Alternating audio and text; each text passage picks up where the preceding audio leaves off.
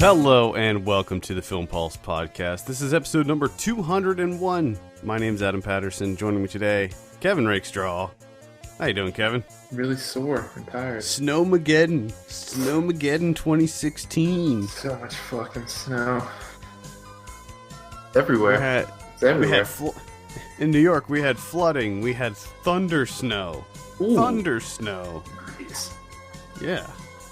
I love thunder snow. It was intense. Fucking love thunder snow.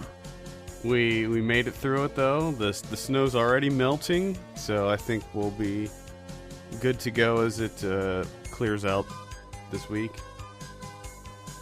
But yeah, fun times. Yeah, sure. Sure. Yeah, because I didn't have to shovel. I didn't have to shovel and snowblow like you did. Yeah, I think I spent both days. I think I spent like 5 hours just shoveling and snowblowing. It's the worst. I remember doing that back in the old days. Just endless shoveling. Never buy a house. So I remember there were also times when it would be like ice too, where remember it would melt and then it would refreeze and there'd be 2 inches of ice and you'd have to pull out the old ice chipper. Good times. Good times. Festival time is upon us, so this week we're going to be talking about 3 indies that are playing at this year's Slamdance Film Festival in beautiful Park City, Utah, with Marjorie Conrad's Chemical Cut, Derek Kimball's Neptune, and Paul Taylor's Driftwood. We'll also be talking about some other festival movies. We've got some Sundancey things in there, some other Slamdancey things, so even though we can't be there in person this year, we are there in spirit. We'll also be talking about something we're watching on the watch list, movie predictions, new on video on demand, Blu-ray releases. Let's talk some movie news. I don't have a whole lot this week, but most of the stuff I thought we could talk about some Sundance stuff. Some news coming out of Sundance, just a couple things. Okay. I thought it was mostly going to be about white people saying stupid things. No, I'm not going to deal with that. I'm not dealing with that. Fucks. You keep your mouth shut. Not going to deal with any of that business this week. So, out of Sundance, got some... Now, mind you, we're recording this on Sunday, so the festival just started. So there's going to be plenty more acquisitions and things like that coming out this week. So far, Sony Pictures Classics acquires Eat That Question, Frank Zappa in his own words. That's a Frank Zappa documentary. You excited for this one? I didn't even know there was one, but yes, I am. Yeah, you're a big Zappa head. I always I love anything with Zappa. Is that what you people call yourselves? Zappa heads? Zappa heads? No, I guess we could though. I'll call myself a Zappa head. Sure, let's do that. I'm a Zappa freak. I'm not so much. I mean, I guess a little bit. Zappa's the best. I am interested in the documentary, though. I'm sure it'll be good. Netflix acquires the Iranian horror film Under the Shadow. That's fantastic. Obviously, this one I'm all about. This one. That's great. I'm really excited for this one. I heard nothing but good things out of its premiere this week, so very excited for that. XYZ Films was involved with selling the rights to that, and I like what those guys do over there. XYZ. They're doing good things. Amazon picks up Kenneth Lonergan's Manchester by the Sea. Have you been reading about this one? I've heard that people like it. Yeah, I heard that it's like soul crushing. Like it's a very emotionally charged movie. Like it'll leave you in tears. Oh boy, that's what I've been hearing. Casey Affleck is in it, and Michelle Williams, I believe, and Gretchen Mol, I think. Looks good. I don't know about Kenneth Lonergan. He hasn't really won me over. I think the other thing I saw by him was Margaret, and Margaret. That's pretty good. I liked it. I don't know. I'm not so sure. That was the one that had it was like 150 minutes long, but then there was like another super long version of it or something. Do you remember that? Yeah, I can't even remember which one I saw. That's Because the thing. wasn't there a part of it where it's like, oh, the one cut is absolute trash, and then the other cut, yeah. which I think was like I'm his pretty cut. sure I'm pretty sure I saw the long one because I remember it being unbelievably long. That's how you remember. It just It took never up a ending. large portion of your day. Yeah. I remember thinking that it was okay though. I didn't hate it or anything, so I don't know. I'll be sure to check out Manchester by the Sea because I've been hearing nothing but great things.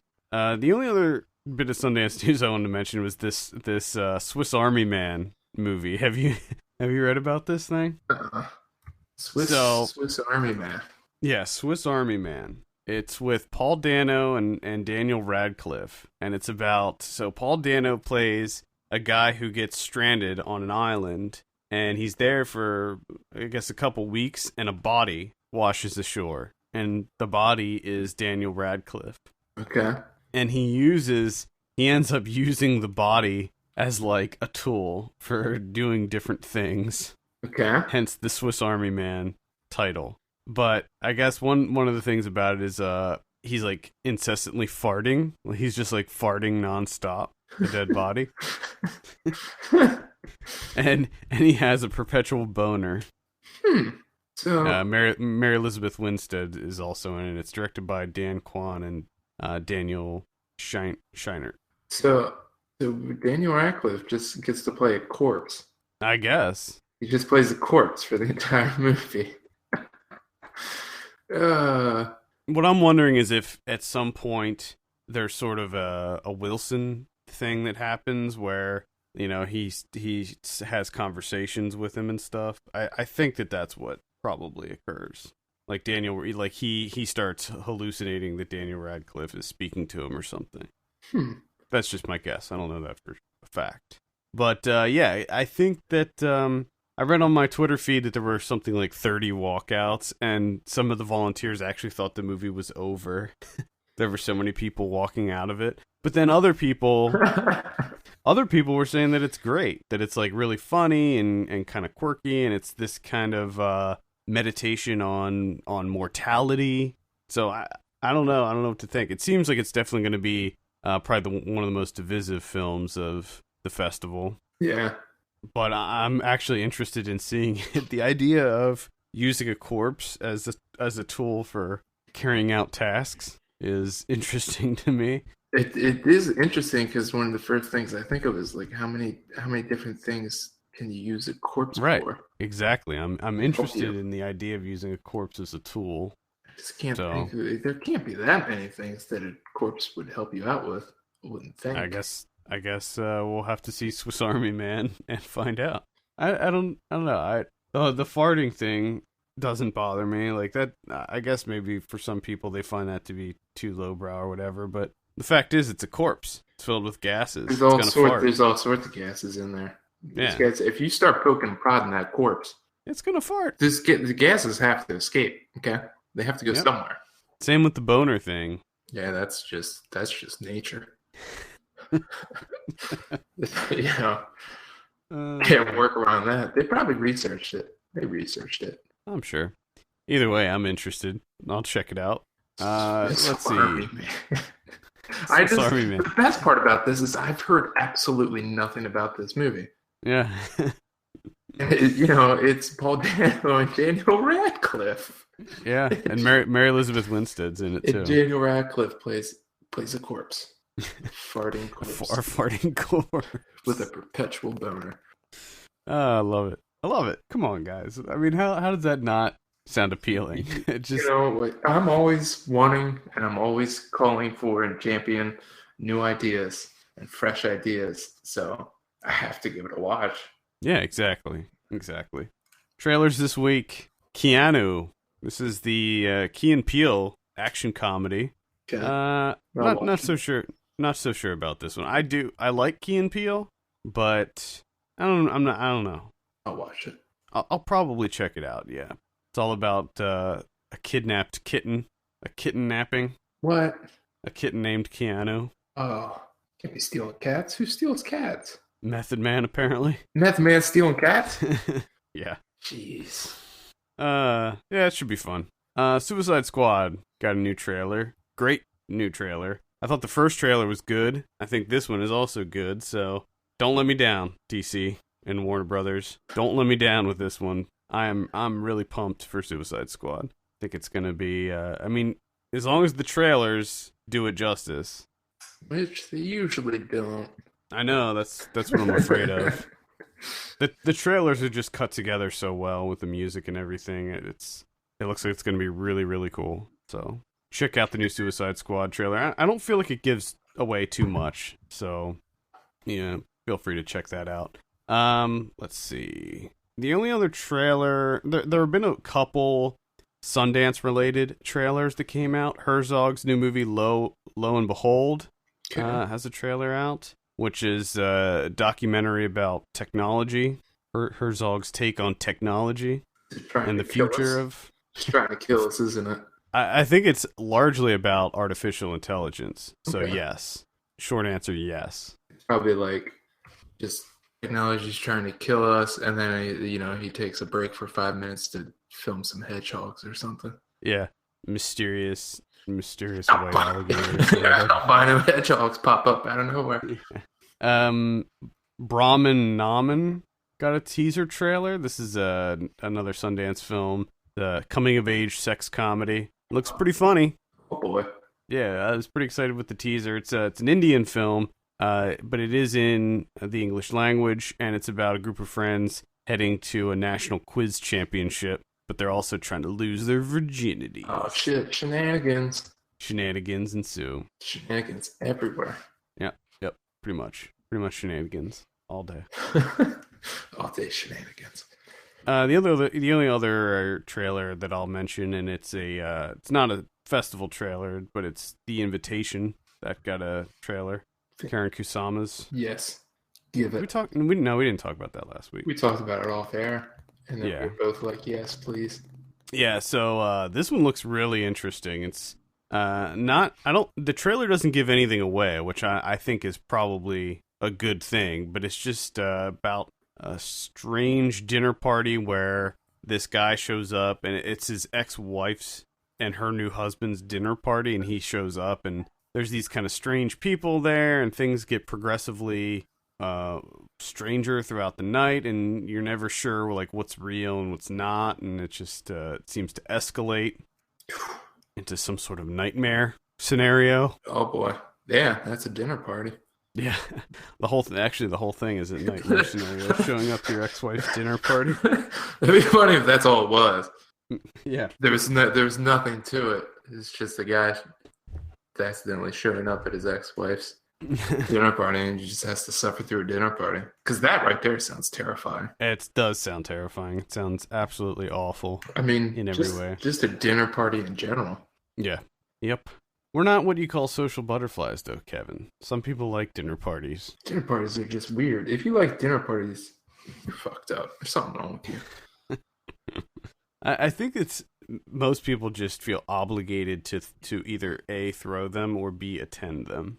I don't think anybody really likes it. No, the only reason people come is because of the food. Yeah, You anyway. take food out, people are like, well, what's the fucking point? Anyway, yeah. But just a heads up, people, you can eat at home. You can go to... Get yourself a TV dinner. You can get a Hungry Man. Get a banquet, you know? Oh, God. Just I would rather eat a banquet than go to a dinner party. Oh, God. That's how much I hate dinner parties. I'd rather eat a Tinty Moore beef stew. More. Oh, you're saying so many horrible things that I thought that I forgot about. I'm bringing them back. Nostalgia. Hungry Man dinners. Hell yeah, that shit's got like 340% sodium.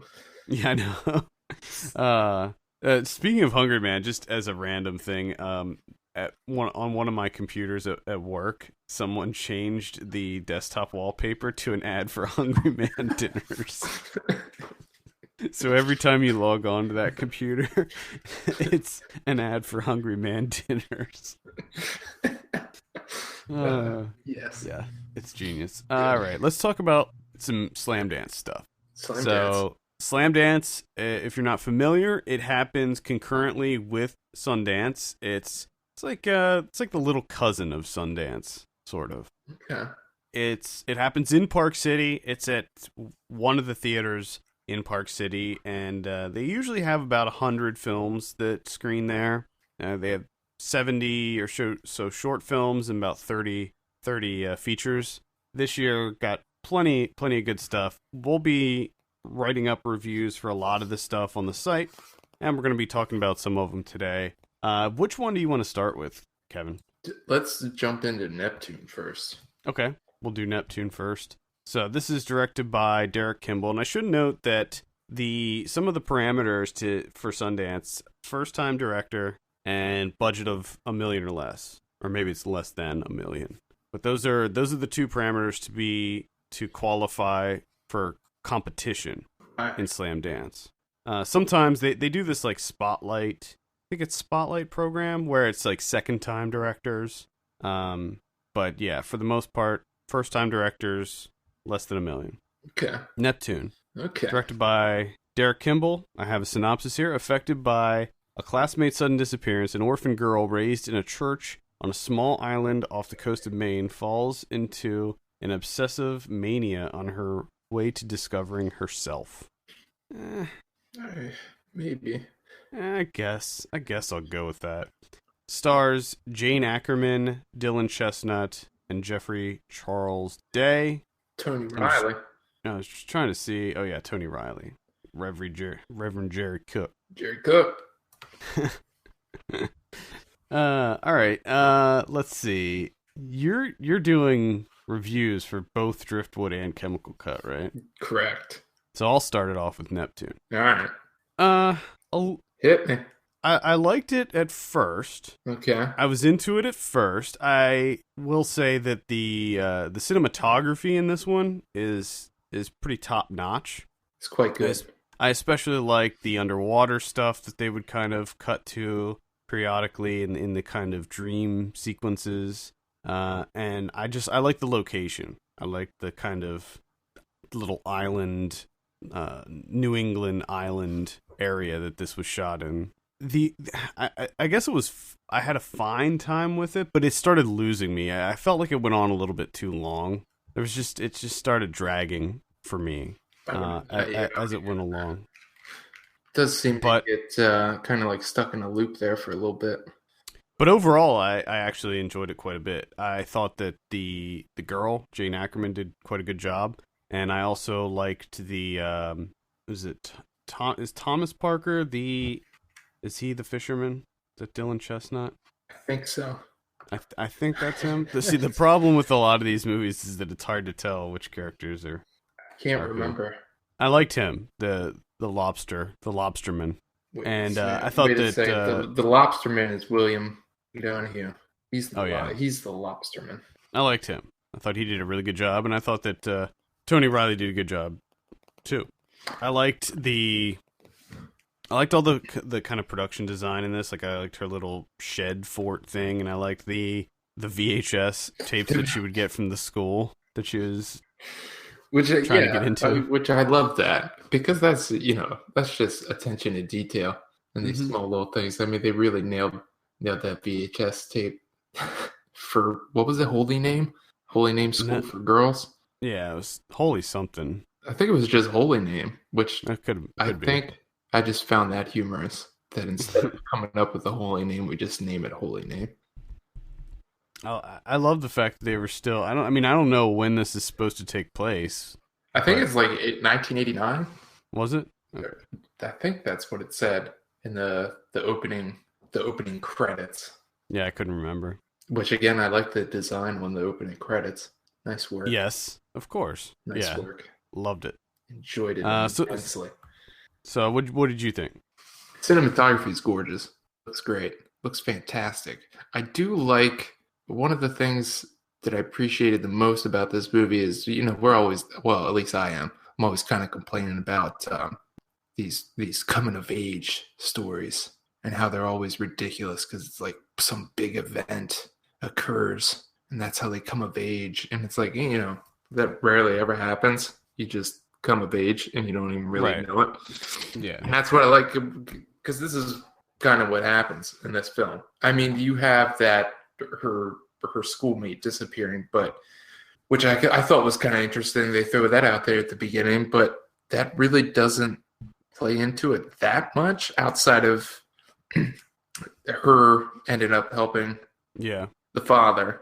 Yeah, I think it was kind of a catalyst. It was kind of it clearly, when it happened, it affected her in such a way that it made her start to look for answers, and that's what led her to working with the father of the missing boy, and that's what kind of made her realize, like, look, okay, clearly I wasn't happy with the way things were, but this makes me happy. Yeah. I enjoy this. And then also you have, on top of that, the way that the Reverend Jerry Cook, he has, he starts having some issues with her doing the lobstering, and that opens her eyes a little bit too.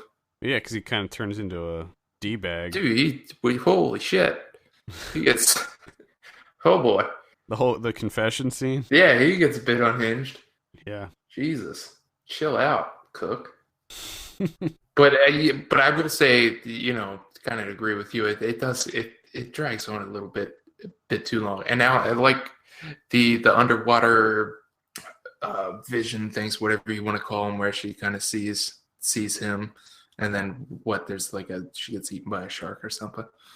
They were interesting, but it kind of felt like they kept going back to that well a bit too much, and it wasn't really adding anything. It's just like a shot of her and a shot of the kid, and then a shot of her, and it's just like, okay. And then when they would come back to it again and be like a shot of her, and you're like, all right, yeah, I get it. Well, then they switched it up towards the end with the one where she's kind of hanging out there on the rock. Yeah, that's true. I mean, I agree with you, though. I think that they did go back to it several times. Maybe if they shortened those sequences up a little bit, that it would have. And I think that kind of goes for some of the other scenes as well. Maybe just squeeze them down a little bit. Tighten them up. Yeah. Tighten them up a little bit. Cinch them in a little bit. A little bit too much fat on there.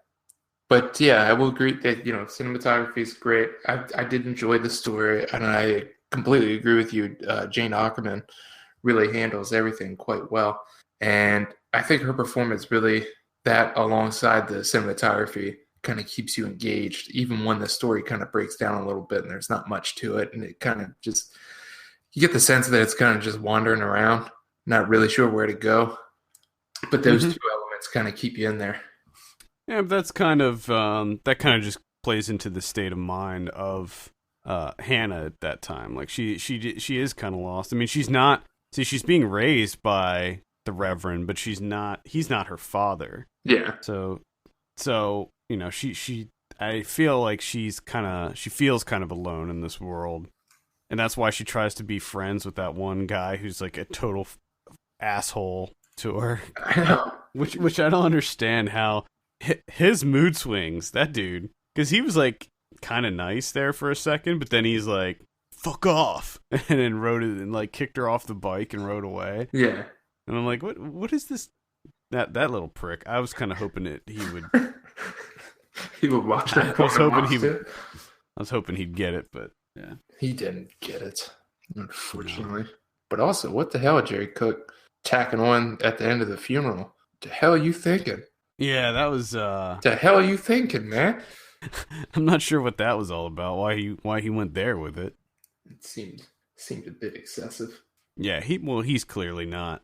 He's not all there. I think the isolated island life, it's gotten to him. Gets to these people. Him and his little church. He just seems really obsessed with Holy Name for some reason. Well, I love how because he wants to spread the word of his church. You see, everything that he's doing for Hannah, it's all in the guise of helping her, when in fact all he wants to do is promote his church. Because at first he gets pissed that she's doing the lobster thing because she's slacking on her chores around the church. Yeah.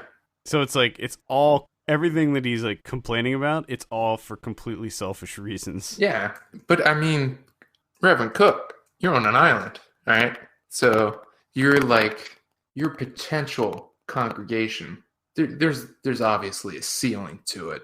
There's like 6 people. Yeah, like it's like people aren't gonna like take a ferry to the island to go to your Right, church. exactly. Okay, your church doesn't even have enough room for that many people. Let's be Yeah. honest. It can fit maybe 60 people in their tops, and that's if they're scrunched in there. Yeah. I mean, And this is a very... And your sermons aren't even that good. I mean, there's that one sequence where he's given the sermon and everything, and when he does the funeral, and I mean, it's amateur hour. You're not a good reverend. I'm sorry. I liked maybe, I don't know if it was my favorite sequence, but one sequence that I liked a lot was when they went to the woman's house, when they took the boat to the woman's house to do the last rites. Yeah, and just what a clusterfuck that turned out to be. Oh man, I thought that was kind of a culminating thing. There are great moments in it. Yeah. I mean, looking back, I enjoyed the movie quite a bit, despite it at times dragging. Yeah, I mean, it has its fault, but for a coming of age film, which is something I don't really get into. I just don't see the need for them, and I think it's mostly just due to the fact that there's so many of them. Yeah. And with this one, like you said before, it's kind of an understated coming of age. Which I really appreciate that. Thank goodness. Like, it may have started off with a certain event happening, but it's not. I mean, it was more so just her growing up. She's graduating, and she's the only person that graduates. Well, yeah. I mean, their schoolhouse had 11 kids in it. Yeah. And they're all like completely different ages. That's what I mean. Like, what is Reverend Cook expecting? I don't know. Learn about his church. Ain't nobody coming. I don't know that. Yeah, I do not know, but yeah, great poster too. Fantastic poster. Yeah, this one was a surprise because the trailer. I don't know if you've seen the trailer. I didn't see the trailer, no. But the trailer's like it's like narrated. Oh boy, that's a terrible idea. And I thought that the movie was going to be like that. And the trailer has this kind of Beast of the Southern Wild, Malik vibe to it. Yeah. And I was like, oh man, I'm not so sure about this one. But I was really surprised to see that the movie itself, there is none of that narration or anything. And that's good. That's the one time that you get false advertising from a trailer. It's in a good way. Yeah. I was pleased with the end result. Yeah, I liked it. I thought that definitely cinematography, strongest element. Oh yeah, they make the most of the surrounding landscape. Yeah. All right. Any final thoughts on Neptune? 1 second here, because one final thought, as I would say, is for this being a debut, I mean, this is quite a polished production. Yeah. For a debut. Yeah, I mean, it looks very high quality, high production values in this. Yeah, it looks good. I would recommend this one. And I think a lot of what we've seen in the past with debuts from directors is that they try to cram a lot of stuff into their movie, and this movie is very trimmed down for the most part. And I think that it works in its favor. It's a pretty minimal story. Yeah. And not a lot happens, but I think in a lot of ways that it benefits from it. It sure does. Yeah. Sure does. All right, let's go ahead and give this one a score. Kevin, what are you going to give Neptune? Neptune, I'm going to give Neptune, this is a tough one. I'd say 7. Give it a 7? Solid. I'm going to give it I'll say 7 too. Because I'm kind of leaning 6.5. Yeah, I'm at like a 6.75 on this one. I'm like a 6.72. Okay. So there you go. That's Neptune. Keep an eye out for that one. I do recommend seeing that if it comes out. Now, as with most of these movies, there's the distribution is a little up in the air, so there's no release dates or anything like that.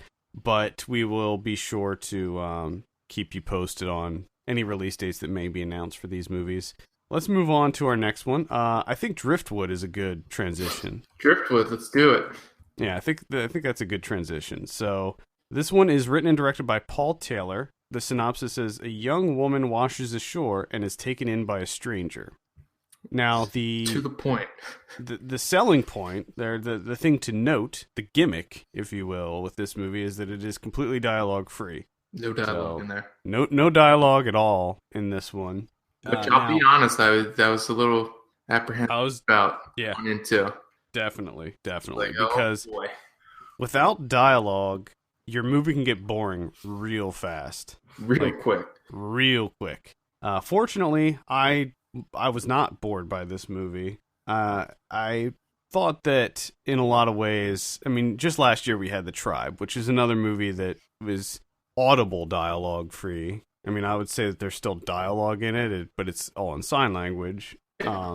I would say that the way that they handled it was more effective because there was more emotion coming from the characters, whereas in this movie, there's almost no emotion coming from any of the characters at all. They were all very flat. I mean, there was like nothing. These people were blank slates for the most part. Except for the guy. He did get frustrated occasionally. I think, like, what's his character's name on IMDb? I think it just says Old Man. Old Man. Yeah. Paul C. Kelly, Old Man. Which I didn't think he was that old. No, he didn't look that old at all. I wonder how he feels about that. Old man. He looks like he's like 40. Yeah, he doesn't even look that old at all. No. The one scene that got me was the one where they just show him standing there, and he stands there for about 10 seconds and then just gets this big smile, this like fake smile on his face. And it was so creepy. This is such a... I don't know about you, but I was just completely intrigued the whole time because I couldn't figure out what the hell was going on. And I wanted to know so badly. Like, I just wanted it to get to the end so I could figure out why and how and just have all those questions answered. Yeah. Because, I mean, it doesn't start off good. You have a young woman washing ashore and taken in by, using air quotes here, old man. I'm going to say middle-aged man. Yeah. And you just... he's 40. He's like 40 years old. He's probably like 7 years older than the guy that washes the shore. I mean, they look like they're very close to the same age. Yeah. Anyway. It's just a little bit older. I like how we're going to get hung up on that point. Yeah. Let's dissect that for the next hour. I'm sure that the reason that they did that is to distinguish him from the other man. But still. Maybe older. Maybe they'd put older. Just put older man. Yeah, there you go. Come on. Middle-aged man? You could just do middle-aged man. And then for the other character, you could just put 20-something. Or just don't put anything. You don't have to put character names there. You can just list the actors. Guy 1. Guy 2. Oh, so where were we? What were we talking about? So she washes. Young girl washes the shore. Which you're already like, this is not going to end well for anyone involved. No, of course not. And then, of course, the next shot of her is in the back of his Jeep, and you're like, well, this is really not going to end well. So you already pretty much, you have it kind of mapped out in your head that, like, this is not going to end well. It can't end well. And it doesn't, but it's still surprising in the way that it ends. The way everything plays out. And it's just, I kept trying to decipher what the hell was going on here. Like, why? Because it's never explained why there's no dialogue. No. You have no dialogue whatsoever. And judging from the young woman, who's played by Jocelyn Jensen, who was also in Funny Bunny. Mm-hmm. So, at first, you have the sense of, like, he's like getting her house trained in a sense where you're like, okay, so this isn't like he's helping. Okay. But then of course he's cleaning her up. He's teaching her how to use the toilet and like eat properly and clean, wash dishes and stuff like that. Yeah. And then, obviously things shift a little bit. And you're like, okay, so now what's his intentions here? And then it gets even more confusing when the young man shows up, played by Michael Fenton, who was in Wake Me Before I Leave, who's one of the main characters in that one. And That's just, it makes it even more bizarre because he seems complete, like he's like a brand new person. Like he was just born, but he was born at the age of, like 28 or 29 or something. Well, how I felt about about Jocelyn Jensen's character too. Like they're new people. They're just It's new just people. new people. But then when the old man's at the beach in his downtime, I guess he just goes to the beach and does creepy stuff. There's other people around. And like, so, well, they can't be just new people, right? I don't know. I don't know what the hell's going on. They're just people that washed ashore. But Michael Fenton didn't wash from? ashore. The young man didn't wash ashore. He's shown frolicking and gallivanting in the water. Well, I think he did wash ashore, though. I mean, at least judging from the poster, it shows a guy and a girl. I don't know. He's shown playing around in the water, having himself a good old time. I think that he washed ashore and then was like, "Hey, this is fun. I'm in the ocean," and then began frolicking. I'd like to think about that for a little bit. Just someone washing ashore, and before trying to figure out where the hell am I, what happened, how did I get here, was I in some sort of accident, am I okay? Like, let me take a quick break. Let me enjoy this. Before experiencing Land's sweet embrace, he had to just say goodbye. He's like, he had to bid adieu to the ocean. He's like, well, I'm already here. Might as well play time. Who knows when you're going to get back to the beach? Right. You don't know. You got to make the most of it, really. Yeah. Because then again, he shows up and then we go through this whole process of teaching again. He's like just teaching new humans to be his family. And then things get weird because he's an old man. And I love how the thing that he watches in the living room, it's just the same. He watches like the same program over and over. No, like what the hell is that program too? I don't know. That damn music. I don't know. Anytime that music came on too, I just started busting up laughing. Yeah. I don't know why that music is just hilarious to me. It's a very odd little movie for sure. It sure is. Sure is. I mean, I liked the end. I liked where it went at the end. And I mean, you kind of know, you kind of have it mapped out a couple of different ways. You have a couple of different paths. You know how it's going to end. Right? Yeah, there's one of several things could happen in the situation that they were in. And once the scene starts, because it's all single take, once the scene starts, you're like, okay, I kind of have an idea. Okay, I think I'm right that this is how it's going to end up. And then, a couple minutes into the scene, you're like, yep, it's definitely going to play out the way I thought it would. And there was also some foreshadowing too. But there's even a moment, just the way that it was executed still got me. Where I was still, oh shit, I did not see that happening.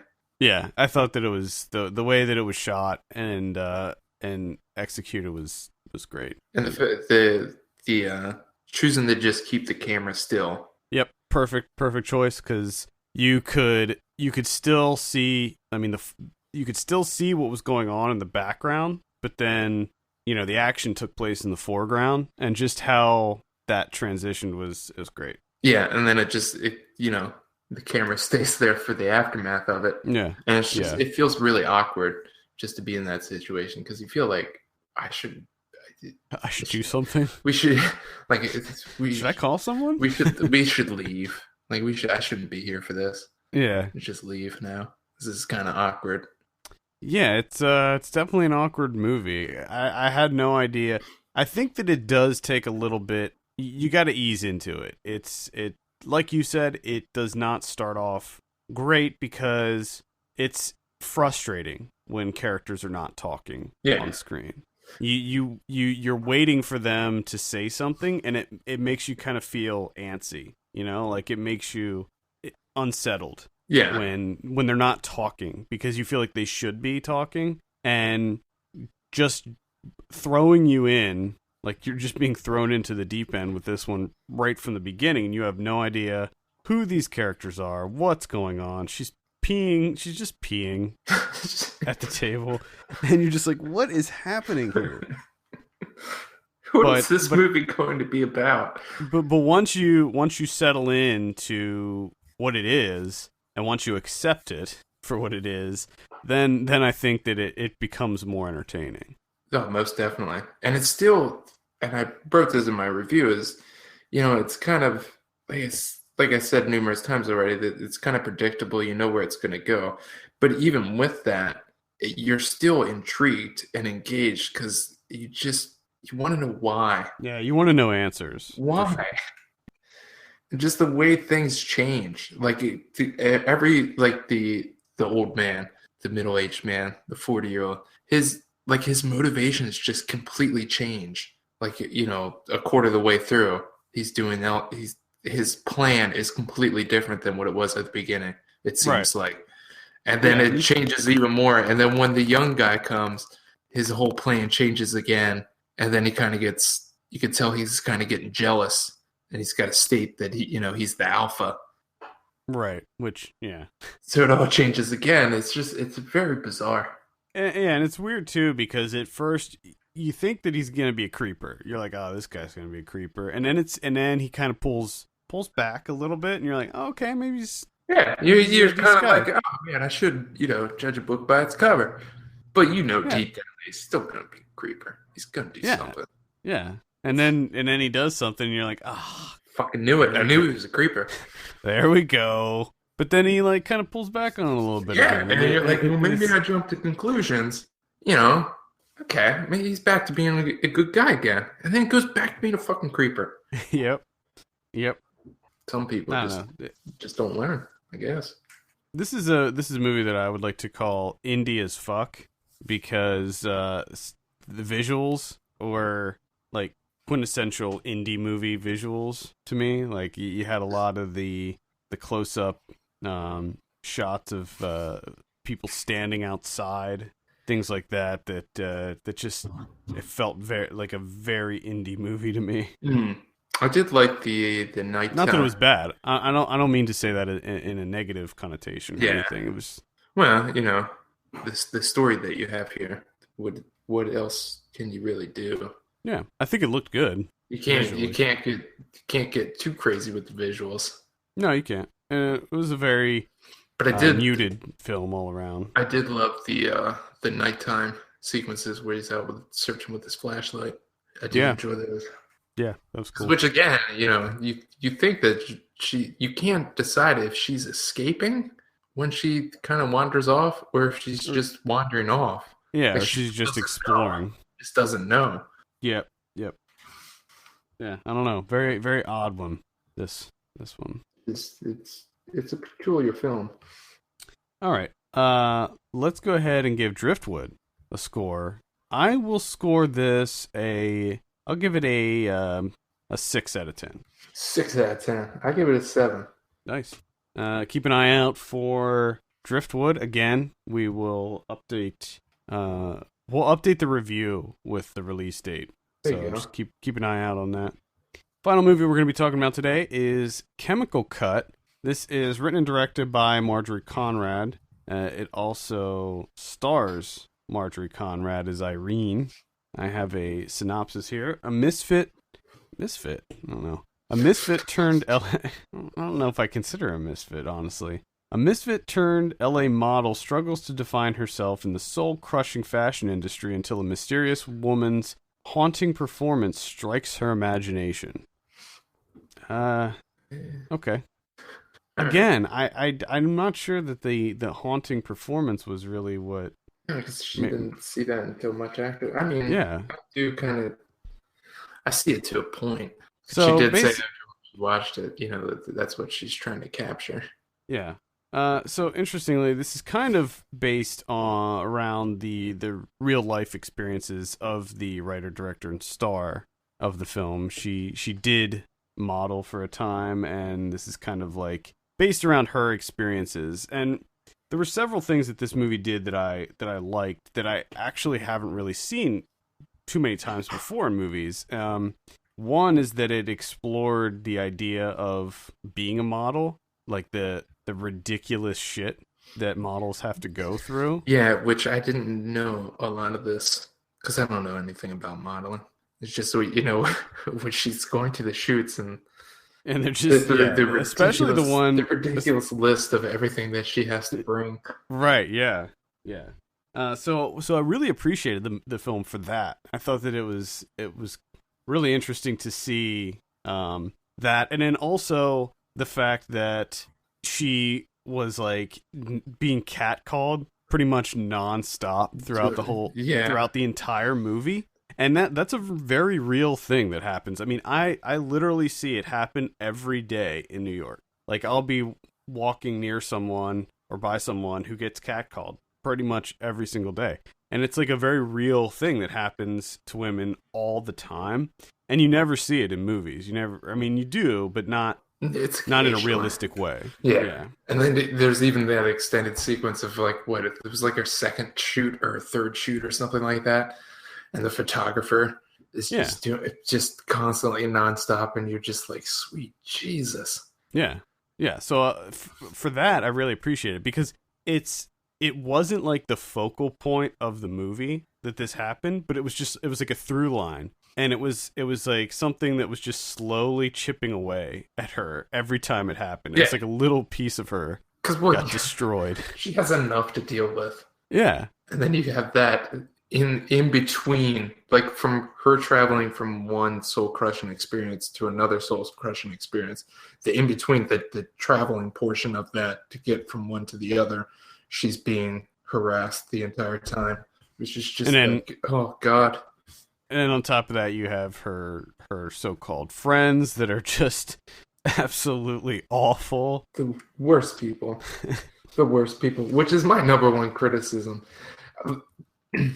And I wrote this in the review that I understand the inclusion of her friend Arthur, and I can understand it, but at the same time, I don't want to have to spend that much time with this person. Like, I don't know why she chose to spend this much time with that person, because to me, he is one of the most obnoxious people I've ever seen in film. He is horrible. The absolute worst. I mean, oh my god, I'm getting angry just thinking about him. It was funny too, because at first, when they first introduced him, I was like, oh, he's going to be like the kind of the goofy friend character that brings some brevity to everything. But that's not it. He's just the most grating, annoying person ever. Oh my god, he's the worst. He's the absolute worst. And yeah, at the beginning you're kind of thinking like, oh, okay, that's who he is. He's kind of like the no nonsense. I'm just gonna give everything to you straight. Just no bullshit.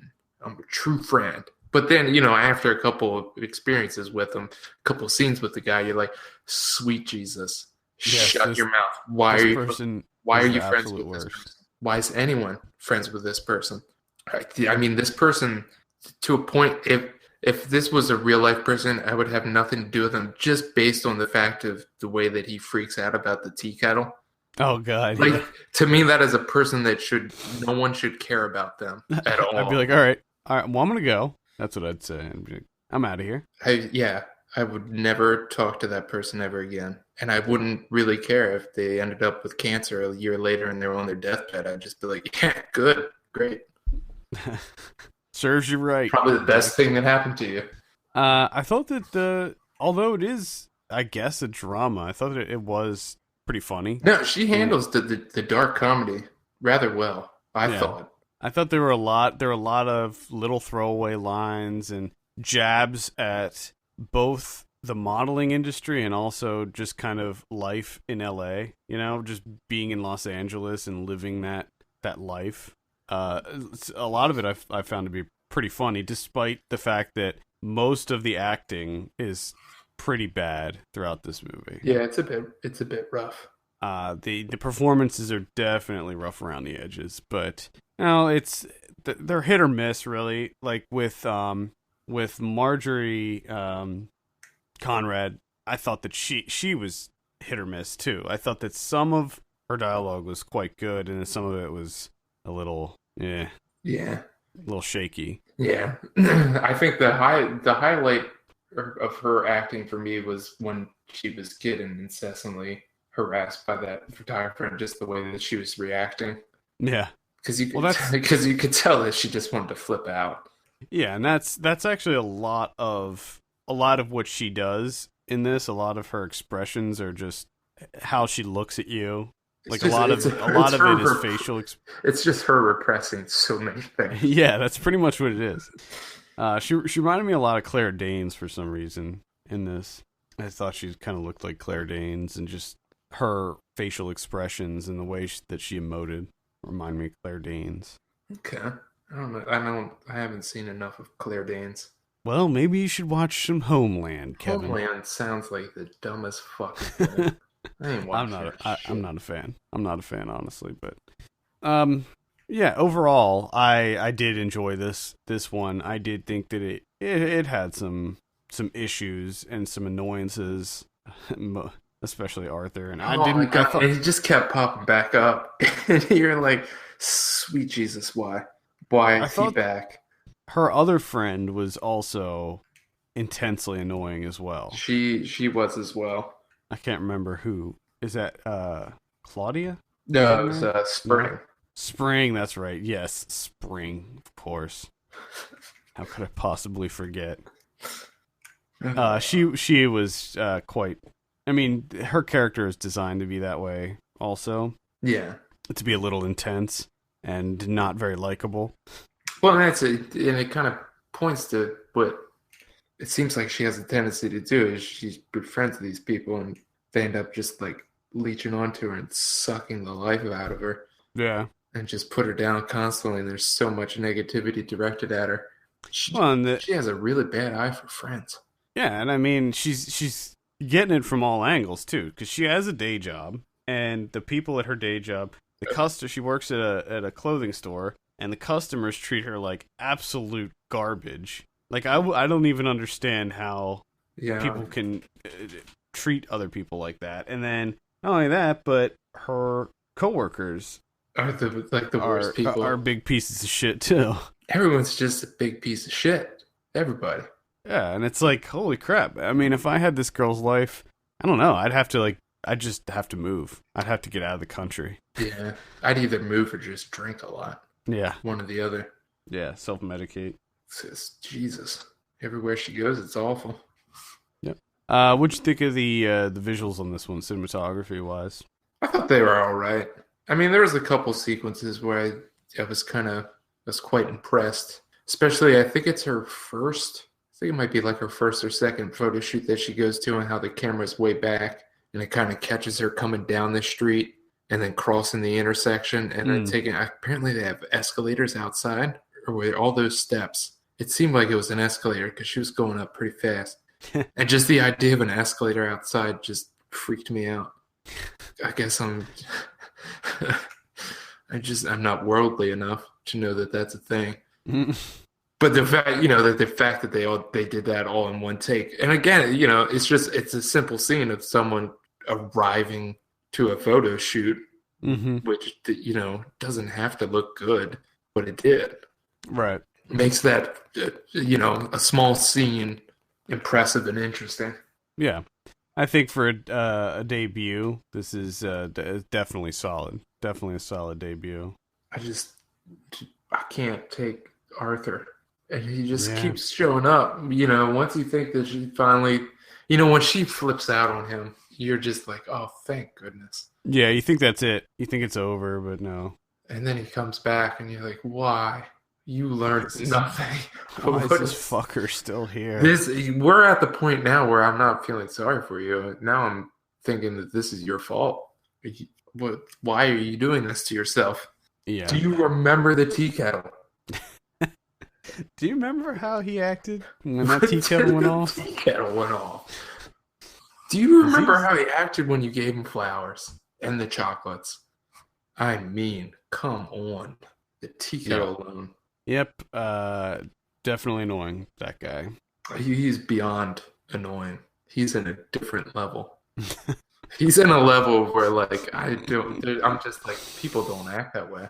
I don't think No. I really hope that people don't act. If there's a person out there that freaks out about a tea kettle like that, oh, sweet Jesus. I'm hoping that all of these characters in this movie are exaggerations. I hope so. Of the real people that they may or may not be based on. Because if they are in any way close to that in real life, God help us all. Mm-hmm. Because that's just atrocious. There's no need for that kind of a response to a tea kettle. No, I agree. I mean, why do you put the kettle on in the first place? If you're just gonna lose your shit over it. Yeah, if you're in that kind of a mood. Come on, Arthur. God. Get your shit together. Maybe tea isn't for you, Arthur. Okay? Maybe a Keurig would help you out. Yeah. But I don't think he needs any more caffeine. Yeah, I was just gonna say, I think coffee is the last thing that guy needs. He needs, what's that shit called? Like those pills that spies take? Cyanide. Does that come in tea form? Maybe. I mean, you could probably put it in his tea. That's what should have happened. All right. Any final thoughts on Chemical Cut? I'd say quite impressive for a debut, but just these ancillary characters they overtake everything, which I understand is kind of the point, but at the same time, at times it's a bit rough to watch because of it. Because essentially you have a main character that's not a main character. Yeah. It's just buried underneath everyone else. Yeah, maybe that's kind of the way it was supposed to be, is that she's just constantly in the shadow of these larger-than-life people that she surrounds herself with. Which is, like I said, I understand it, and I can see it to a point, because it kind of plays out that, at the end of the movie, she starts working on a movie, which my guess is the movie that we're watching. Is this movie? Yeah. Which is great. I'm glad that you were able to pull yourself up out of all that negativity and you started creating something that's your own, give yourself a voice and everything. But maybe a more defining, like a more self-defining voice, like maybe a story that had some, more substance to it than these people are awful. Yeah. Because you chose to spend time with these people. I did not, and I would not. But I had to now because you made a movie about them. I couldn't put it better myself. All right, let's go ahead and give Chemical Cut a score. I'm going to give this one a 6 out of 10. I'm going to give a 5.5. All right, there you have it. That's Chemical Cut. Let's talk about some of what we've been watching on our watch list. I saw a bunch of stuff. I'm back in it. Last couple weeks I've been slacking, but this week came back hard. That sounded weird. Yeah. I realized it after I said it. It kind of sounded weird. But it ties in with the Swiss Army Man. Yeah, there discussion, we go. So you have that. I started the week off with Synchronicity. This is a science fiction film from director Jacob Gentry that came out this week. It is available on VOD and in limited release. I wrote a review for this. It's up on the site. I actually like this one. I was kind of surprised because I've seen, I think, one other movie from Jacob Gentry. I saw The Signal, which is not the newer Signal. It's the older Signal that came out. Wait, there's two different Signals? Yeah, it's not the one with Lawrence Fishburne. It's the other one that came out in 2007. Okay. Which is basically about a TV signal that makes people kind of go crazy. It was okay, but I had some issues with it. Unfortunately, the same issues I had with that movie, which were mainly script and performance issues, kind of translated over to this movie as well. So this is kind of like it's a time travel movie, but it's also kind of a romance movie too, it's an interesting way to present a time travel movie. I remember Ryan and I saw a time travel romantic comedy back in at South by maybe 2014 or so, and that was really fun. It was like an Australian one, but this one's much more serious. It's kind of it's like Primer-esque, where it's very like kind of presents itself as hard sci-fi, where everything looks very real, like the machines they use and things like that look very real. It's got this very dark aesthetic to it, where these people pretty much just work in the dark all the time. Like, there's no lights. There's just no lights. They don't use lights. Why? Which, to Why me, not invest in some lights? I mean, if you're to working with me, something as important as time travel, exactly. It get some seems lights. a little counterintuitive that you would be working in labs with zero light or such poor lighting. But Unless you're working with equipment that's like light sensitive. But I can't see well, that being a I thing. mean, it could be because they kind of open up a wormhole and it's very bright. They have to wear these. Oh, shit. Yeah. Anyway, it's similar to Predestination, which came out last year, which I also liked. That was the one with Ethan Hawke. Very mind bendy, like lots of folding back. It's very similar to Primer, where he just keeps going back over and over, and it's like layers upon layers of like him encountering himself and trying to sneak around and stuff like that. Really fun though. So I would give it a light recommend, and that's called Synchronicity. Synchronicity. Yeah, Ooh. solid entry. Liked it. Okay, all right. I'd compare it to Primer and Predestination and Coherence even. Ooh, okay. I'm kind of realizing now that I think we already knew this, but there's a lot of time traveling movies. There's a solid number, and there's few. I like the ones that try to do something different with it. And I thought the Predestination, but doesn't that seem like that's kind of the thing now? Like everyone's doing something different, like coming up with a new twist. But that's kind of making it the standard now. Yeah. Where it's like you're not doing anything new; you're just doing what everyone else is doing. Like I think there's like a quota that we have to hit every year. Well, probably. I don't think we're there yet. I mean, I think that there are few enough that it's still interesting when one of them comes out. Because it's tough to do a time travel movie and to do it right. True. I couldn't do it. No, they're very complex. Yeah. One other quick thing. Sorry.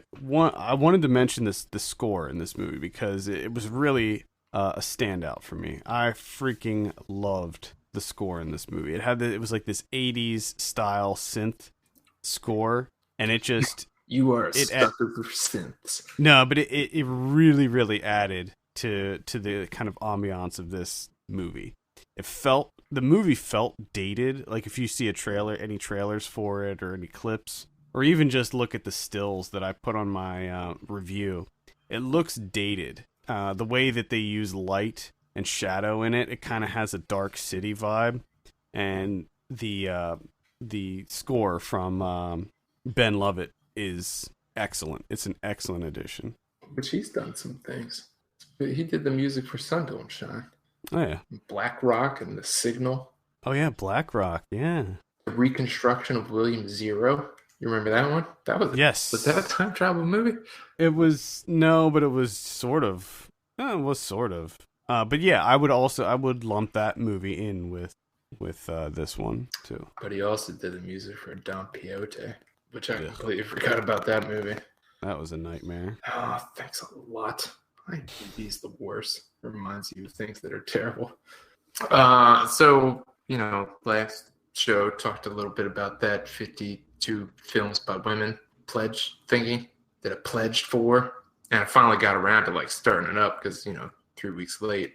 And I watched the Second Awakening of Christa Klages. This is another film by Maria Van Trotta. I saw this on the old Fandor. Number one, Van Trotta movies. Someone needs to restore these because she is highly, highly talented and really underappreciated. Even in the realm of women directors, when people talk about women directors, she's not brought up that often, but she needs to be.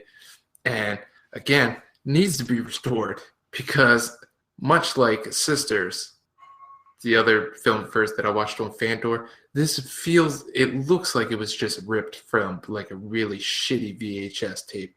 Like not only the VHS tape, but it was like ripped off of someone's shitty TV. Worst. Yeah, like they just set up a camera on a tripod and just played their VHS tape and then recorded it off of the TV for some reason. It doesn't look good. There's no definition to the colors. Everything just kind of bleeds together. So visually, it's a bit rough. It's not really her fault. It's just a bad transfer, whatever the hell you want to call it. But the writing in this movie is pretty much perfect. There's not an extraneous line of dialogue. Everything plays into everything else, or a call back, or to call forward foreshadowing. Everything just works so wonderfully. The characters themselves are like fully formed characters. There's so much depth to them. It's quite remarkable. They just feel like real people, like with backstories, and just, it's just quite remarkable. And it's odd because it starts out as, this all starts from this woman and her two male friends rob a bank because she's running this daycare and they run out of money and they need money. So she robs a bank and now they're on the run. But it doesn't center around the bank robbery itself at all. Like, there's just a quick clip of them going into the bank. Hey, give us the money. Boom, it's done. It's such a small piece to what this movie is about, but everything stems from that. And it's just them being on the run and trying to find help. And then, of course, the place that she opened up, that she did the bank robbery for, they don't want the money because it's dirty money. She's got to deal with that and everything that goes into it. There is an odd sequence where she goes back to an old friend of hers, that kind of like lets her hang out for a while because her husband's, he's in the military, so he's not home, so they can kind of hide out for a couple nights. And her husband's like really into hunting bats, which I didn't know was a thing. And little bat hunting. But with other hunting, I guess, is you like to show off what you kill. So this guy's house just has bats pinned all over the wall. Just, wings out, just pinned into the wall. Just bats, tons of bats, just all over the place. It's not like he has a room dedicated to bats. He just has bats everywhere. Like bats at the front door, bats in the hallway. There's a wall of bats in the kitchen. There's a wall of bats in the living room. There's just, he kills so many bats. But the best part is they don't make it a thing. Like, apparently that was just that's like a normal thing, I guess. I don't know. But I did find that amusing, where there's just bats all over the wall. Interesting. It is quite interesting. I don't know why you would do that with bats. And that is the Second Awakening of Christa Klages. Yeah, from 1978. Check it out on Fandor. Get them on Fandor. I saw one that is pretty much the exact opposite of what you just described. And that's the remake of Martyrs. Oh, sweet Jesus. Wow. That came out this weekend. Gave it a look because the directors of this film, Kevin and Michael Getz, are friends of the show. We've had them on the podcast before, and I like what they do. And I was like, oh, maybe it's something. Maybe they did something cool with it. Unfortunately, they did not. It looks good, surprisingly. In fact, it looks so good that there's no reason for it to look as good as it does. The cinematography, the framing, it's so artfully done, and the movie is such garbage that it's not enough to save it in the slightest bit. It's basically it's not shot for shot, but it follows almost all of the story beats of the original French film, but the end it starts to deviate a bit, which is unfortunate because it's the end of the original one that brought everything together and made it so different and unique and kind of contemplative. And this one, it just kind of glosses over the whole spiritual aspect of what's going on, and it just didn't work. It was just unnecessary. I mean, it is like the definition of an unnecessary remake. It adds nothing to the story, and it's not as, one of the big things about Martyrs is how shockingly violent and gruesome it is. Mm-hmm. And this one is nowhere near the same level. Now, I'm not saying that a movie needs to be gruesome and violent, but when it's a movie like Martyrs, where it demands that you witness these like horrible atrocities that are happening on screen, and it forces you to endure them, that's kind of the whole point of the movie. And when you have a movie like this where it cuts away, like there's several times where, somebody will be shot in a violent manner and it'll cut away from that, or it will shield the viewer from what's really going on during some of the torture scenes. I feel like that's kind of doing the story a disservice. Like, you need to see what's happening here so that you can understand and feel the horror that's unfolding. Yeah. And so that definitely wasn't doing it any favors either. It just felt like a neutered version of the original, really. And I don't think there's any point in going to see this or seeking it out when the original came out in 2008. So it's not like it's really old, Sometimes I can understand if you remake some like obscure film that came out decades ago. Maybe I could understand that, but having it come out, in 2008, there's just no point to it. I hope they do a thing that when it comes out, like when it's actually released on DVD, that like Redbox just replaces it with the original. Yeah. So when people go and get it, they'll be like, "What the fuck? It's not in English. What are these subtitles?" That'd be funny. And they're forced to watch it. Well, in the end, it'll be better for them it would be if they do it. So yeah, that's Martyrs. Big. I have a review for that up on the site as well. Big pass for me. Do not just if you haven't seen the original, just check that out. And the thing is, the original, it's not like a masterpiece or anything. I mean, I liked it. I mean, again, that's a movie where it kind of makes you feel dirty to say that you liked it, but I thought that it was quite good, but I didn't think that it was transcendent or anything. Yeah. So that's Martyrs. That's all I got. Okay. Well, I'll try to breeze through the rest of my list here. I saw Your Vice is a Locked Room and Only I Have the Key. Oh, I want to see this. So this is from 1972.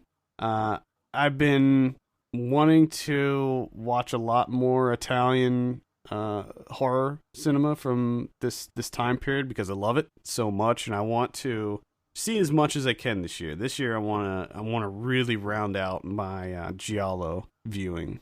So I decided to check this one out, directed by Sergio Martino. I liked it. It's just kind of skirting the edge of what I would consider to be a giallo film. It's almost more of a gothic horror story, which I'm totally cool with as well.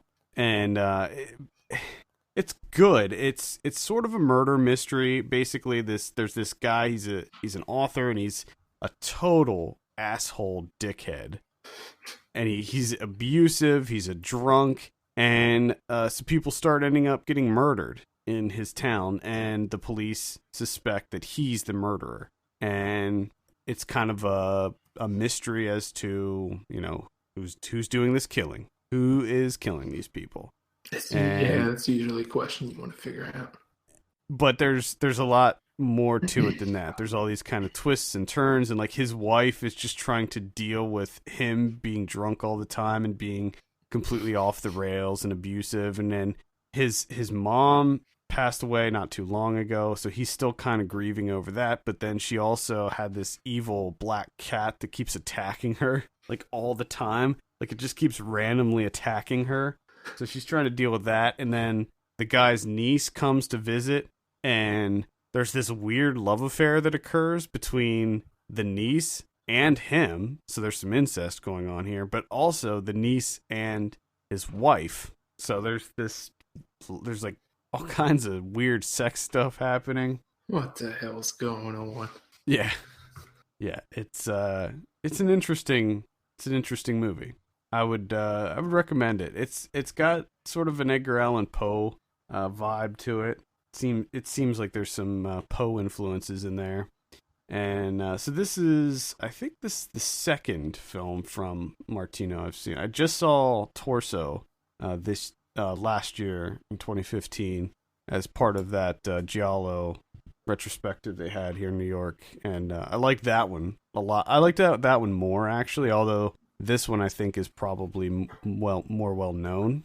But yeah, it's solid either way. Man, I saw this on Fandor, and the dubbing was all fucked up in this, and I don't blame Fandor for that. I'm sure that it's just how they did it back then. But with Italian cinema,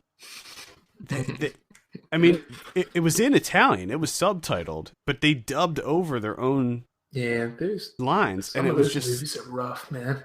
It it's was just there was one that I tried watch. I can't remember if it was an Argento or it might have been a Bava. I can't remember which one it was, but I only made it like 15, 20 minutes because I couldn't handle it anymore. yeah, it's rough. Like I understand it when because they used to shoot. They had the actors do the lines phonetically and then dub over it in English.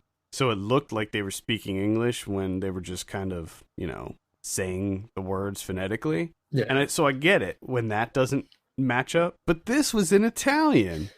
And it's like, why did you have to redub it in Italian if they're speaking Italian? I don't know. It was just, but it was done, at times it was so poorly done. But anyway, I mean, it didn't, if you're familiar with Italian films of this era, you just expect that. It's just something you have to accept. But either way, I still recommend the movie. I saw How to Plan an Orgy in a Small Town. This is a Slamdance film that I can now talk about. This is it's a sex comedy. It's kind of a light sex romp. Okay. About this this author who her mother is also an author, and she dies, and she goes back to her very small hometown to get her mom's affairs in order, and she kind of rekindles some past relationships, and through a series of events ends up organizing an orgy in this little town that she grew up in. And it sounds pretty terrible, but it's actually quite fun. I had a pretty good time with this one. We have a review for that up on the site. I didn't love it, but it made me laugh quite a few times. So that's it. It was what's that? So it's got that going for it. Yeah, I mean, there are a bunch of like little throwaway lines. Like there's the scene where they're kind of trying to organize things, and they did the old car keys in the bowl thing. What's that called? The key party or whatever. Yeah. That was big in the 70s. And the one guy goes, "I walked here, so can I put my fishing license in there?" And it was just the way he delivered that line was so funny. So yeah, I would recommend checking that out. It's a fun little indie comedy. And I saw Nuts. This is screening at Sundance. This is a documentary by Penny Lane, who did R. Nixon a couple years ago. Yeah. And this documentary was fantastic.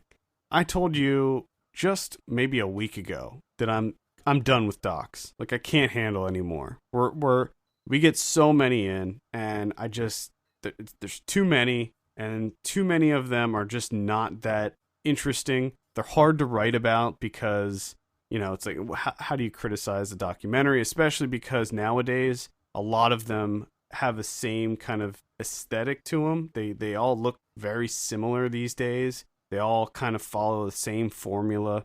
Well, I can say this one does not. This one is definitely, it has its own voice. It tells the story of John Romulus Brinkley, who was... That's a great name. Yeah, I know, right? That's a hell of a name. He was a doctor, and in 1917, he discovered that he can cure impotence by transplanting goat testicles into men. Why not? Seems legit. So when I read the premise and I saw the trailer for it, I thought, it's just another one of these kind of quirky, kind of weird documentaries. But I sat down, I watched it, and it's so much more. Like the way that it is presented is, I want to say borderline genius, and I can't say how she did it because that'd be giving away certain things about the story. And this is the type of movie where you want to go in completely cold. Don't read anything about this guy. Don't do any research or anything. Just go into a cold and just let this ridiculous, unbelievable story wash over you, because it is so much more than just some Kansas doctor replacing putting goat balls into people, goat testicles in people. Yeah, it evolves into something so much greater, and the way that she uses separate biographies and separate pieces of text to piece together the history. And the way that she does it is just, it's great. It's great. And most of it is animated, so it's divided into chapters, much like the books that this is based on. And each chapter is animated by a different animator. And most of the story is told in animation. And they have reenactments. She mixes in reenactments to fill in certain pieces. So there's like actual like actors that are reenacting certain scenes from his life, and then which is all animated. And then she also mixes in like actual still photographs, video footage or film footage, and interviews with historians. And so it's kind of really a mixed media type of thing. Yeah. But most of it is done through animation, and it's excellent. So I highly recommend checking this out. I do have a review up on the site right now. It's called Nuts. So it just premiered, I think, last night at Sundance. And it's going to have several more screenings throughout the festival. So I'm pretty sure that this is going to get picked up by somebody. How can it not? It's very high quality, and it's kind of a hard sell, this one, because it sounds like, when you read the synopsis, you think, oh, it's going to be like, like one of those documentaries, like what was the one about the guy that collects the penises, the last member or something, I think that's where it's going. It sounds like that, but it's so much more than that. There's so many twists and turns that take place, and the way that she structures it is just perfecto. So, yeah, be sure to check out Nuts. And that's all I have. I will briefly mention, check out Baskets on FX. Baskets. I was so confused by that. Yeah. I realized that was just like baskets. Is this a weird joke? Yeah, definitely try to watch the premiere episode of that, and then let me know what you think, because it's written by Zach Galifianakis and Louis C.K., and it is just amazing. And that's the funny thing is I read about it a couple of weeks back, and I was like, oh my god, this sounds like the greatest thing ever. And then I completely forgot about it in that short amount of time. His name... Baskets? His name is Chip Baskets. Chip Baskets. And he has a twin brother named Dale Baskets. Chip and Dale. And the character of Dale is the gay Southern gentleman character that he does. No, it's not. Yes, it is. Are you serious? Yes. Oh my goodness. It's amazing. And his mom is played by Louis Anderson.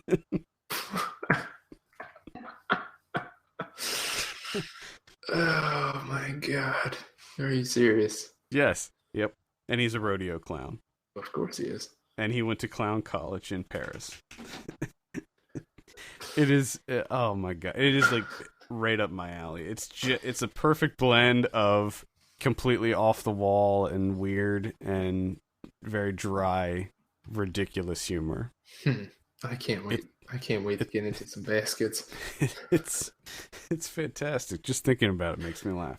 All right, let's talk about some predictions. Last week, fifth wave. You said 18, I said 20. Doesn't it kind of suck? It kind of sucks when we do like these major indie festival releases, and then we do these predictions, and we go back to like the dregs. I know. We're just gonna stop. We're just gonna stop talking about mainstream Hollywood stuff altogether. It's so sad because you talk about all these indies, and you put so much time and effort in trying to get them out there, and champion them and sing praises and all that, and then you come back to this shit, and it's like this is what's getting released. Right? Yeah. Are you fucking kidding me? Yeah, because we only do predictions for wide releases, so this is it. The fifth wave, you said 18, I said 20, actual 19. So not a lot of love for that one. Seems a bit high. The Boy, you said 27, I said 24, actual 27, right on the money. Yeah, it's interesting. On my Twitter feed, I've seen a lot of people saying that the Boy's pretty good, but then it only has a 27%. So. Yeah, I think that's one of those viral marketing things. Because I saw much of the same thing where it's like, oh, the ending of The Boy. If you haven't seen it, oh shit. I mean, I'll watch it, but I won't see it in theaters. But it's weird because you're like, okay, you're like the 14th person to say the exact same thing. You're just bots, I think. Bots. I don't know, maybe. Are you getting paid like $15? That's what they like call them. They're like, I want my money back for the boy. And they're like, we have something you can do. We'll pay it back double. What we need you to do, just take a screenshot of a tweet that you send out. We'll send you back $18. How about it? Oh, God. And then the person's like, but I saw it in D-Box. Like, okay. I saw it in D-Box. All right. I'll send you back 40. Dirty Grandpa. Jeez. You said 32. Just listen to the names of it. Like, they can't even be bothered to come up with names for these movies. Jesus Christ. You said 32. I said 36. Actual 8.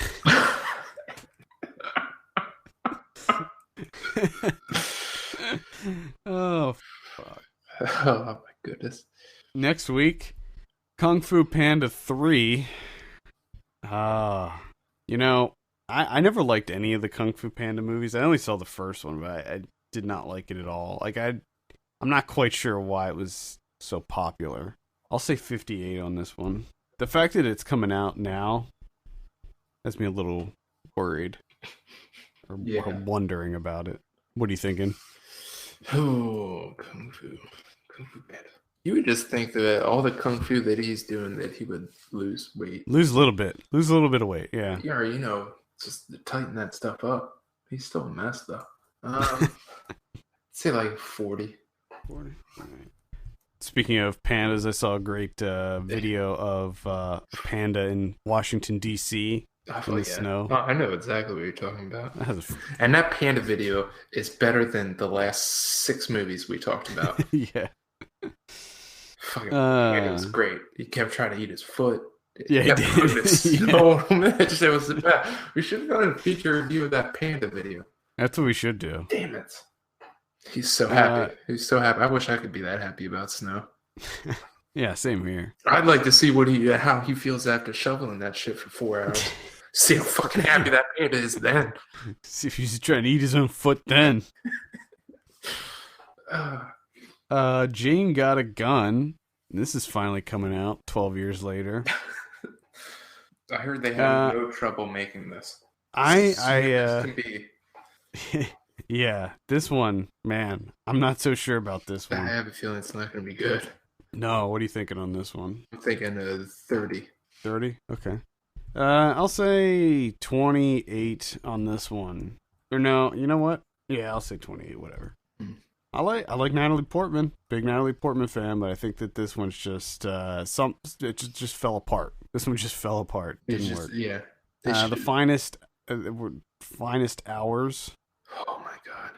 It's Disney film about one of the most daring Coast Guard rescues on something. Something with fishing water, boats, and he gives a shit, terrible accents. I think it's awful. I'll say 40. I just love that line. Have you seen the trailer for this? Yeah, I've seen the trailer for like every single movie in the last, I don't know how many movies I've seen at the theater. I can suspect what line you're going to say. But I just love it. Just more water. It's just the look on his face and the way he says it. Like, that's the funniest thing I've heard all year. It's amazing. Is it a comedy? I hope it gets nominated for a comedy like The Martian. Because and the Golden Globe for Best Comedy goes to The Finest Hours. It's just more water. With such a serious look on his face. Like, maybe she didn't actually know that there was more water on there. She wasn't sure. He really saw it as an opportunity to educate. Oh God. I think that this one's gonna be pretty bad. I'm saying 46 on this one. I'm gonna say 12. Yeah, these Disney. This is a Disney movie too, so yeah. Yeah, the live action Disney movies, they just they're definitely not my cup of tea. That's for sure. I saw a really funny pull quote where it was like, I can't remember which outlet said it, but it wasn't even, they're like, critics are raving that The Finest Hours is the most courageous rescue in Coast Guard history. And it's like, how is that a criticism? That was just like them repeating the synopsis. Also, we don't have to turn all of these things into films. Just a heads up. Well, they're turning that damn Sully Sullenberger movie. Like, they're turning that into a movie. We don't need.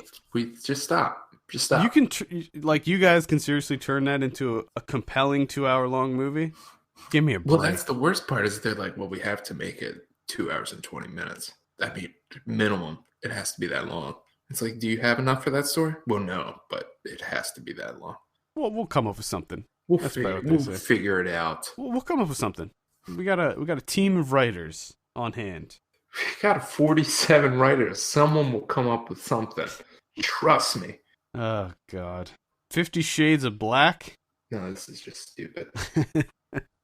So this is the latest from the I think Marlon Wayans. Do you think that every movie he watches, like when he's watching it with people, it'll just be like halfway through and he'll just kind of lean over to him and be like, psst, do you think I can make fun of this and make my own movie?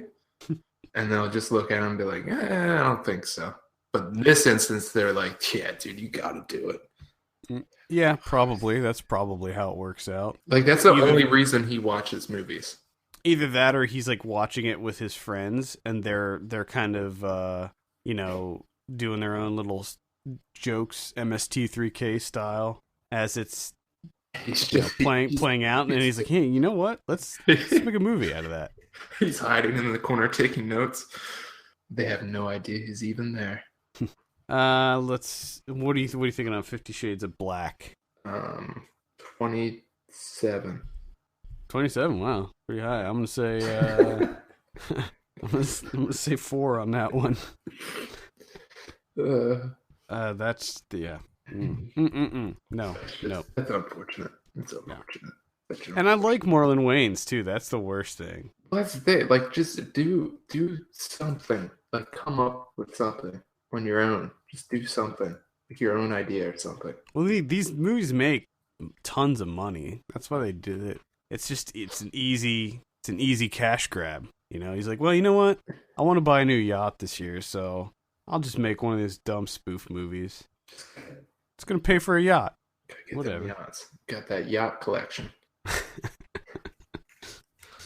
Oh God. VOD next week. I don't have anything on the list. Wow. So yeah. Everyone's just taking a break. Yeah, I'm gonna try to go over all of the releases and stuff sometime this week and try to get that list more up to date. I mean, I've been adding them in as soon as I get emails about them, but there's some stuff I think that needs to get put on there. So keep an eye on the calendar for an updated version as the week progresses. Blu-ray next week we have Goosebumps, which I actually liked quite a bit. Surprisingly, I thought it was pretty good time. Never thought I would enjoy that movie, but I actually did. It was fun. I mean, it did sort of remind me of Jumanji, but it was fun. Wasn't nearly as stupid as I expected it to be. The Assassin, that was a disappointment. Burnt, heard horrible things. Chirac, definitely recommend checking that one out. Mm-hmm. Mm-hmm. Totally forgot to add that to my 2015 list last year. So I remember when that happened. That was a bummer. That was a big bummer. That was a surprise. See, that was like a twist in our podcast. Yeah. Well, it didn't land on your... I don't know if it would have landed on my top 20 anyway. I just wanted to point out something because I'm doing this in my office and there's a window looking out the window. There's a fucking guy jogging. Fucking jogging for. Jesus Christ. That's actually pretty much it as far as Blu-ray releases. There is an anime release called Corpse Party. Holy shit. I suggest that. I don't know what it's... I know nothing about it. Yeah. I don't know anything about it, but I am interested in a show called, I'm guessing it's a show called Corpse Party, and then there's the subtitle Tortured Souls, OVA. And that kind of gives you the feeling that it's not a party. No, I don't think so. Tortured Souls. What do we have on the... You think it's just a bunch of dead corpses farting? With boners. One could hope. One could hope. That's gonna be the new thing in movies. 2016 is the year of farting corpses. Perpetual boners.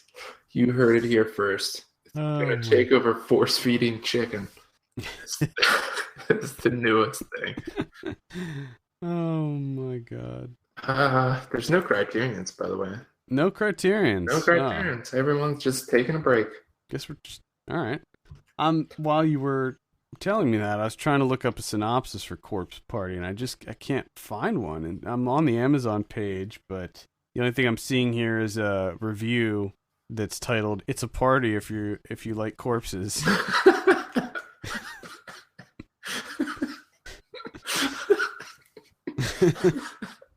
Oh my god. Well, can't argue with that, I guess. I will look into this because here's the story. It says a tale of survival in another dimension when a group of unlucky high schoolers are dragged there by a restless Samara lookalike. I don't know who Samara is, but the lookalike. Let me tell you, the plot is the most confusing aspect because this series is based on a few visual novels. Blah, blah, blah, blah. Okay, I found it on Letterboxd. Corpse Party Tortured Souls. And the cover is the old knife just millimeters away from a girl's eyeball. This is dealing with elementary schools. Ugh.